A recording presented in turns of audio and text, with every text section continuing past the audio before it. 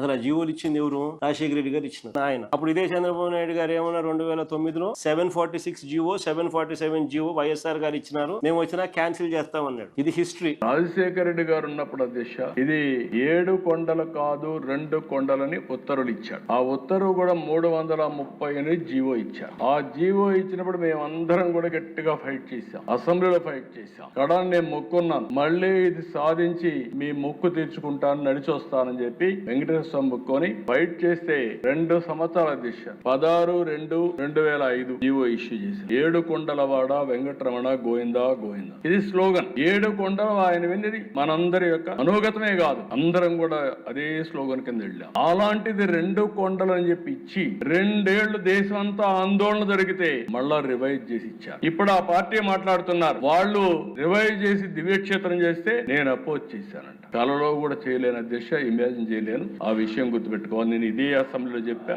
మీరు అనుకుంటున్నారు వెంకటేశ్వర స్వామి శక్తి లేదని. ఎవరైనా ఆయనకు అపచారం తలపెడితే నెక్స్ట్ జన్మ కాదు, ఈ జన్మలోనే మీరు పనిష్మెంట్ తీసుకుంటారనేది నా ప్రగాఢ విశ్వాసం. అది జరుగుతుందని చెప్పి కూడా నేను మీకు తెలియజేస్తాను.